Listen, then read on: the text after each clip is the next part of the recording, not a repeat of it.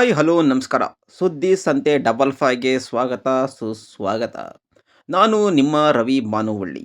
ನಾನು ನಿಮ್ಮ ಮುಂದೆ ಇವತ್ತು ಒತ್ತು ತರುತ್ತಿರುವ ಸುದ್ದಿ ಯಾವುದು ಅಂದರೆ ಸತತವಾಗಿ 19 ವರ್ಷಗಳ ಕಾಲ 1978ರಿಂದ 1997ರವರೆಗೆ ಕನ್ನಡ, ತೆಲುಗು, ತಮಿಳು, ಮಲಯಾಳಿ, ಹಿಂದಿ, ಮರಾಠಿ, ಒರಿಯಾ ಹೀಗೆ ಸಪ್ತ ಭಾಷೆಗಳ 300 ಚಿತ್ರಗಳಲ್ಲಿ ಅಭಿನಯಿಸಿ ಮನೋಜ್ಞ ಅಭಿನಯದಿಂದ ಮಾದಕ ಕಣ್ಣುಗಳ ಚೆಲುವೆ, ಮೋಹಕ ನಟಿ ಎಂದೇ ಹೆಸರು ಮಾಡಿದ್ದ ನಟಿ ಮಾಧವಿ ಈಗ ಎಲ್ಲಿದ್ದಾರೆ, ಹೇಗಿದ್ದಾರೆ ನೋಡೋಣ ಬನ್ನಿ.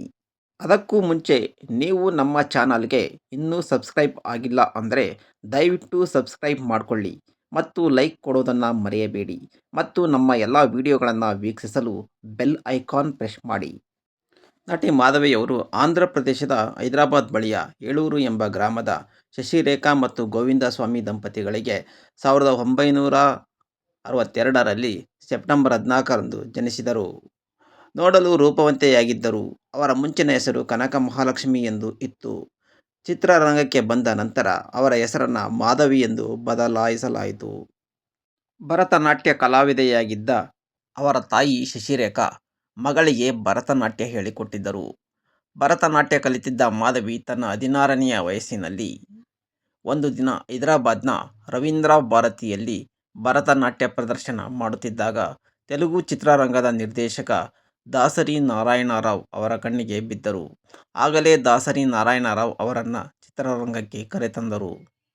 1978ರಲ್ಲಿ ಮೊದಲ ತೆಲುಗು ಚಿತ್ರ ನಟ ಕಮಲ್ ಹಾಸನ್ ಜೊತೆ ತೂರ್ಪು ಪಡುಮಾರ ಎಂಬ ಚಿತ್ರದಲ್ಲಿ ನಟಿಸಿದರು. ಆ ಚಿತ್ರ ಭರ್ಜರಿ ಯಶಸ್ಸು ಕಂಡಿತು. ಅದಾದ ನಂತರ ಮಾಧವಿಯವರಿಗೆ ಸಾಕಷ್ಟು ಅವಕಾಶಗಳು ಹುಡುಕಿಕೊಂಡು ಬಂದವು. ಸತತವಾಗಿ ಅವರು 19 ವರ್ಷಗಳ ಕಾಲ 300 ಚಿತ್ರಗಳಲ್ಲಿ ಅಭಿನಯಿಸಿದ್ದಾರೆ. ದಕ್ಷಿಣ ಭಾರತದ ದೊಡ್ಡ ದೊಡ್ಡ ನಟರಾದ ಡಾ. ರಾಜ್ಕುಮಾರ್, ಅಮಿತಾಬ್ ಬಚ್ಚನ್, ವಿಷ್ಣುವರ್ಧನ್, ಶಿವಾಜಿ ಗಣೇಶನ್, NTR, ಮಮ್ಮೂಟಿ, ರಜನಿಕಾಂತ್, ಕಮಲ್ ಹಾಸನ್, ಚಿರಂಜೀವಿ, ಮೋಹನ್ ಲಾಲ್, ಅಂಬರೀಶ್, ಅನಂತನಾಗ್, ಶಂಕರ್ ನಾಗ್ ರವರ ಜೊತೆಗೆ ನಟಿಸಿದ್ದಾರೆ.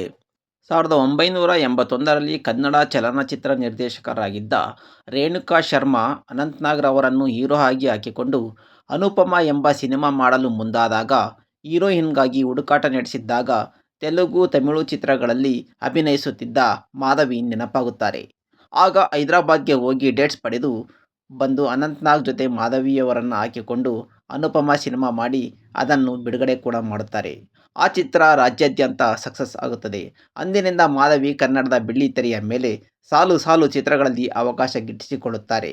ಅವರು ಕನ್ನಡದಲ್ಲಿ ಡಾ. ರಾಜ್ಕುಮಾರ್ ಅವರ ಜೊತೆ ಹಾಲು ಜೇನು, ಜೀವನ ಚೈತ್ರ, ಆಕಸ್ಮಿಕ, ವಿಷ್ಣುವರ್ಧನ್ ಜೊತೆ ಒಂದೇ ಗುರಿ, ಶಂಕರ್ ನಾಗ್ ಜೊತೆ ಗೆದ್ದ ಮಗ ಅಷ್ಟೇ ಅಲ್ಲದೆ ಚಿನ್ನದಂತ ಮಗ, ಗಂಡುಗಲಿ ರಾಮ, ಕೈದಿ, ರುದ್ರನಾಗ, ಶಿವಕನ್ಯೆ, ಚಾಣಕ್ಯ, ಅಮರಜ್ಯೋತಿ, ಅನುರಾಗ ಹರಳಿತು, ಭಾಗ್ಯದ ಲಕ್ಷ್ಮಿ ಬಾರಮ್ಮ, ಒಡ ಹುಟ್ಟಿದವರು, ಮಲೆಯ ಮಾರುತ, ಶ್ರುತಿ ಸೇರಿದಾಗ ಇನ್ನು ಮುಂತಾದ ಚಿತ್ರಗಳಲ್ಲಿ ಮನೋಜ್ಞವಾಗಿ ಅಭಿನಯಿಸಿ ಜನರ ಮನಸ್ಸನ್ನು ಗೆದ್ದಿದ್ದರು.